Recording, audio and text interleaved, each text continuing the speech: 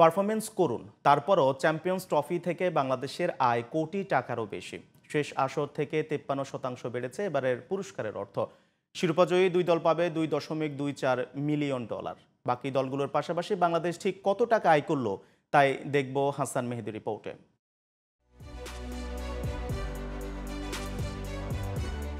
পারফরম্যান্সের করুণ দশা। চ্যাম্পিয়ন হওয়ার লক্ষ্য নিয়ে চ্যাম্পিয়ন্স ট্রফিতে গিয়ে সবার আগেই বাদ পড়েছে বাংলাদেশ। ভারত ও নিউজিল্যান্ডের বিপক্ষে পারফরম্যান্সে ছিটেফোঁটাও মেলেনি টাইগারদের কাছ থেকে। পাকিস্তানের সঙ্গে ম্যাচটা তো বৃষ্টিতেই পণ্ড। গ্রুপ পর্ব থেকে বিদায় নেওয়ার পরও টুর্নামেন্টটি থেকে বাংলাদেশ আয় করছে কোটি টাকারও বেশি।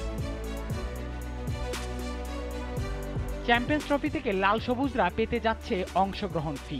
সেরা ৮-এর লড়াইয়ে বাংলাদেশ টুর্নামেন্ট শেষ করছে ৭ থেকে। আইসিসির প্রাইজ মানি অনুযায়ী সপ্তম ও অষ্টম দল প্রাইজ মানি পাবে $1,40,000। বাংলাদেশি টাকায় যা $1,69,15,401 টাকা। এদিকে প্রতিটি দল টুর্নামেন্টে অংশগ্রহণের জন্য পাবে $1,25,000, বাংলায় প্রায় যা $1,51,03,037 টাকা। অর্থাৎ বাংলাদেশের কোষাগারে জমা হচ্ছে ৩ কোটি টাকার মতো। টুর্নামেন্টে চ্যাম্পিয়ন দল পাবে $22,40,000, যা টাকার হিসেবে $27,46,424 টাকা।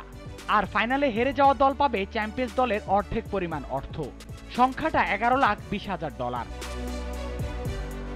সেমিফাইনালে বাদ পড়ে যাওয়া দুটি দলের জন্য বরাদ্দ $5,50,000 করে, যা টাকায় $6,76,61,606 টাকা। 2017 সালে সর্বশেষ আসরের চেয়ে 53% প্রাইজ মানি বেড়েছে এবারের আসরে। তবে বাংলাদেশকে ফিরতে হচ্ছে কোনোভাবে সান্ত্বনা পুরস্কার নিয়ে। হাসান মেহেদী, জিটিভি নিউজ।